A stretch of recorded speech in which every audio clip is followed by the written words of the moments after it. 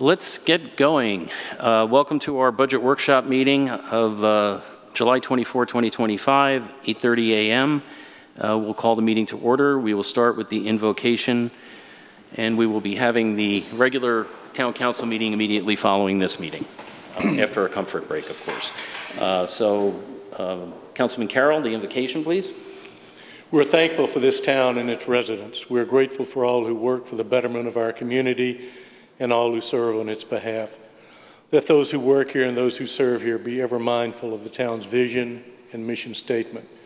Grant this council the wisdom to govern amid the conflicting interests and issues of our times, the ability to work together in harmony, even when there is honest disagreement, a sense of the welfare and true needs of our people, personal peace in our lives, and joy in our task. Amen. Amen. I pledge allegiance to the flag of the United States of America and to the republic for which it stands, one nation, under God, indivisible, with liberty and justice for all.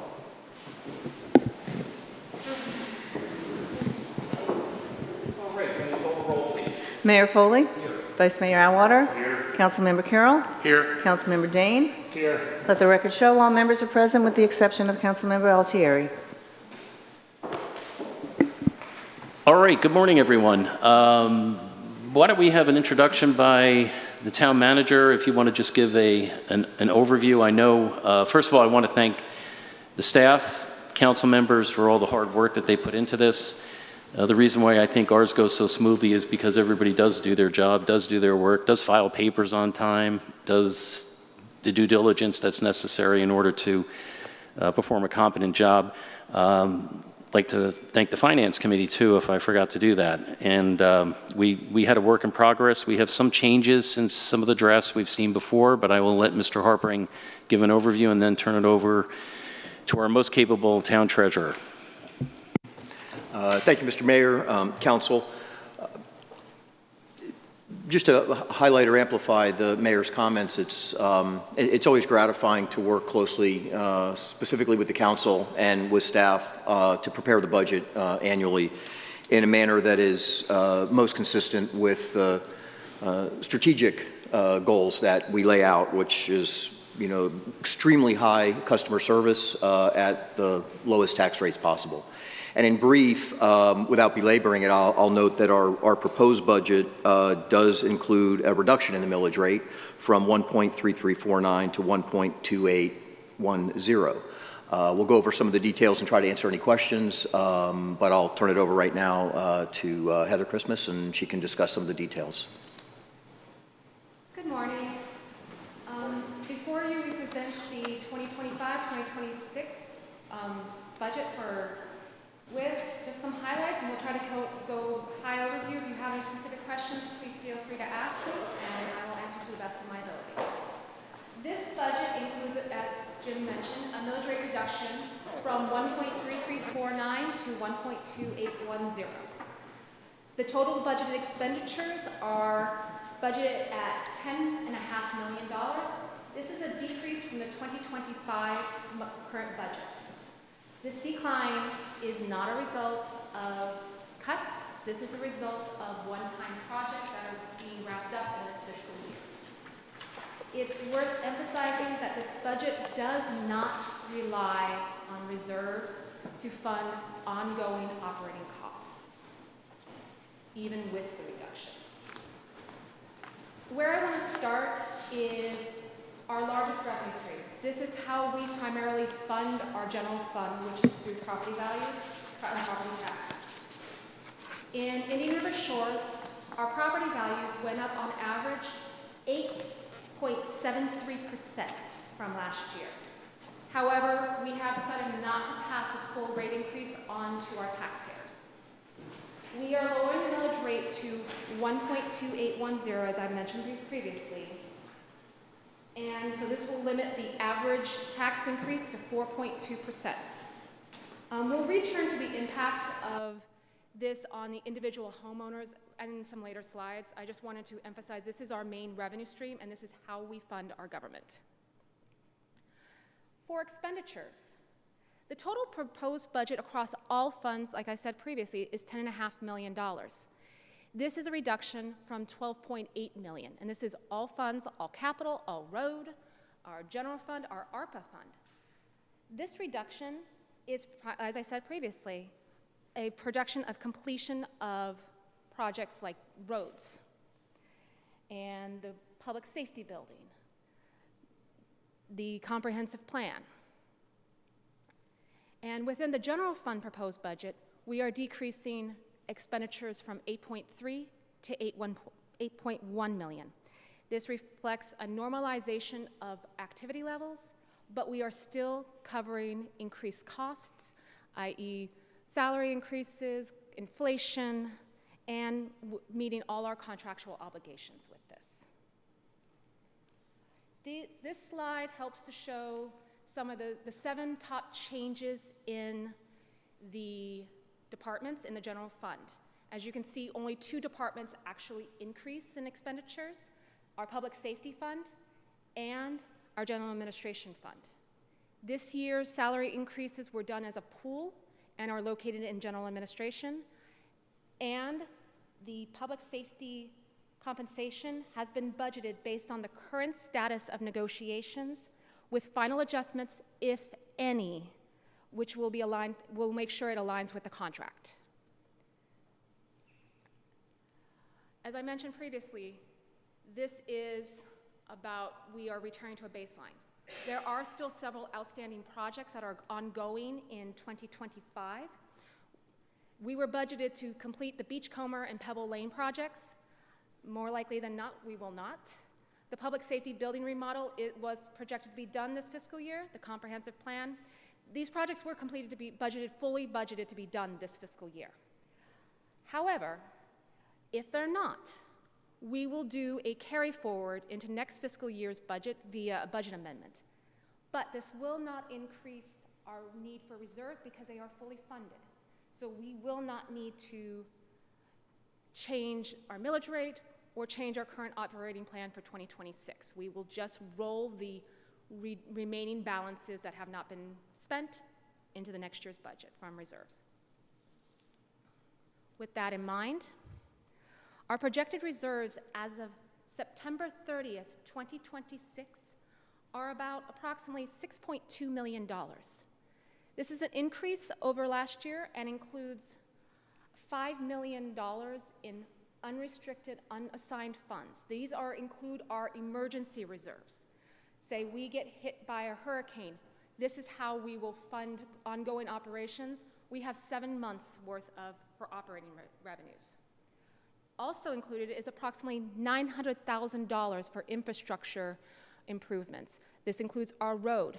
We were able, with this millage rate, to add over $250,000 to our infrastructure amounts. And we were even able to add over $100,000 to our unassigned reserves to make sure the town is stable and can be prepared in case of emergencies. As I mentioned previously, this is the impact on the estimated for our homeowners.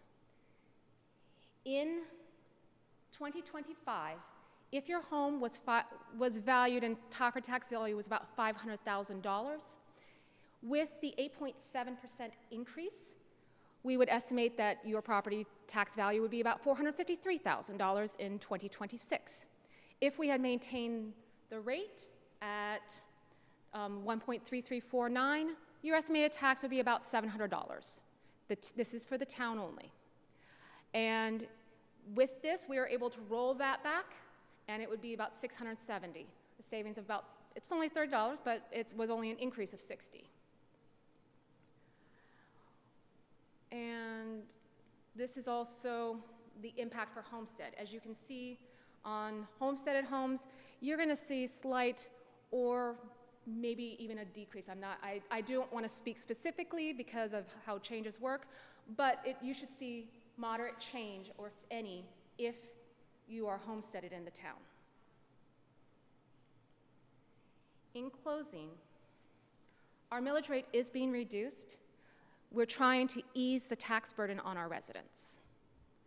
Total expenditures are down, not because of cutting costs. We will maintain our high level of service that our residents expect, but we are completing up several major projects.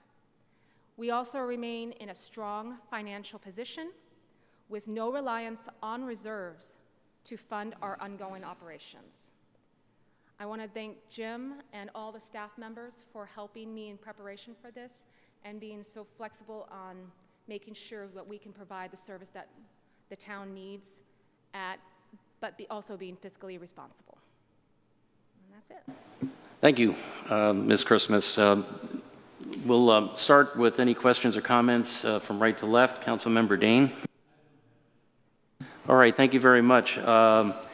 Very brief comments. My first observation is that it's very interesting how sparsely attended a budget meeting is when there's a proposed reduction in the millage rate, and how the attendance goes up when there's going to be a substantial tax increase. So I think no attendance is good news, to borrow from another similar phrase.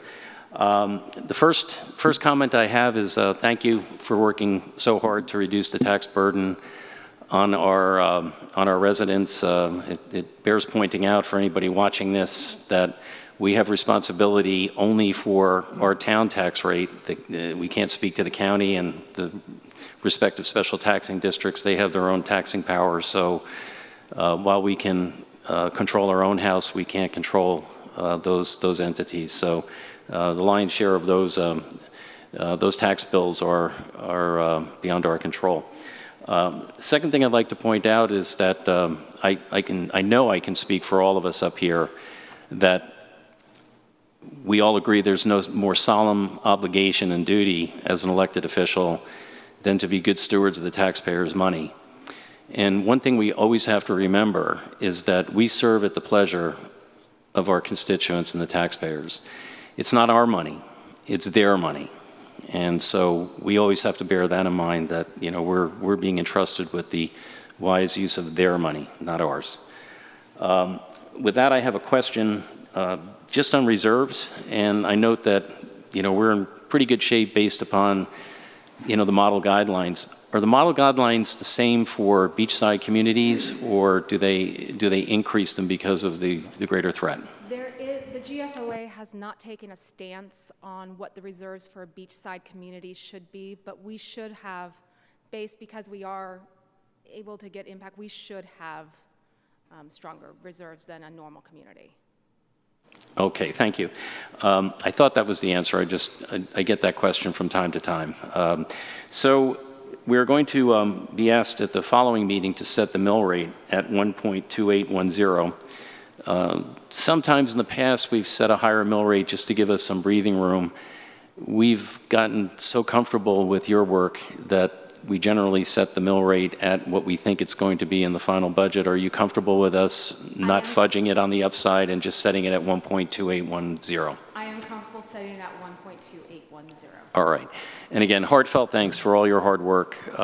It is greatly appreciated. And I don't know that people really appreciate how much work goes into this, but thank you. It's interesting, regardless of whether you're the city of Orlando or whether you're the town of Orchid, the smallest community and municipality in our community, a lot of the work is the same. So it's greatly appreciated. And, you don't have a staff of 20 accountants. You do an amazing job on your own. So thank you for all the good work. Vice Mayor? First of all, I want to echo the mayor, thanks to the town manager and to Heather and to the staff in terms of going over this. I know from the financial perspective, you do the heavy lifting. You and I have a lot of discussions offline, and I can at times ask some fairly probing questions. You can always answer my question, which I deeply appreciate.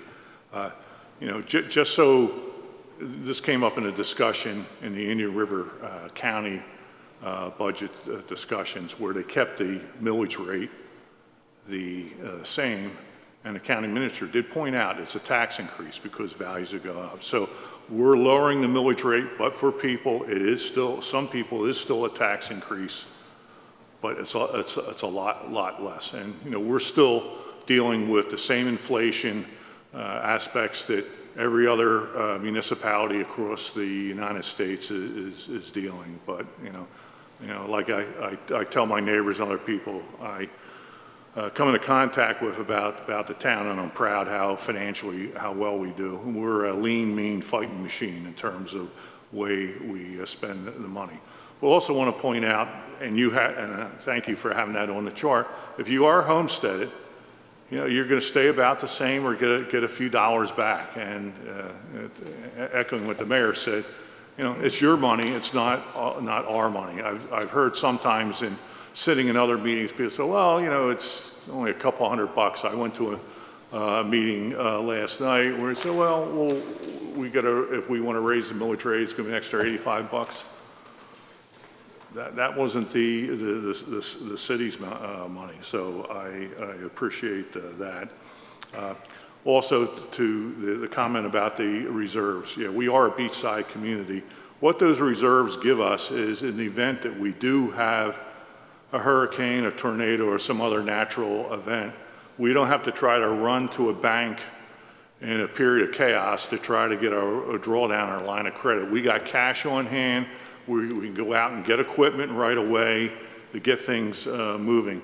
I went to a Florida League of Cities meeting where there was the town or city manager of Panama Beach, and he talked about how important it was when I believe it was Hurricane Michael came through, to have that flexibility, get equipment when everybody else is attempting to get it. So I think it's important to have that flexibility. I do just have one question. In terms of how you budgeted pension contributions for the coming fiscal year, are you, at this point, given that the negotiations with the public safety union are still in a state of flux, are you assuming that we're under the old system of the way it's currently set up under the contract, the way the pension contributions work, and not our proposal? That one is being done with the 13% that was in the actuarial valuation that we received in January, yes. Okay, all right, great. Thank you, that's all I have. Thank you very much. Councilman Carroll. I have no questions, only compliments. Compliments on the thoroughness with which you have assembled this information, and even more so, the way that you've presented it to us this morning. Well done. Thank you. Thank you.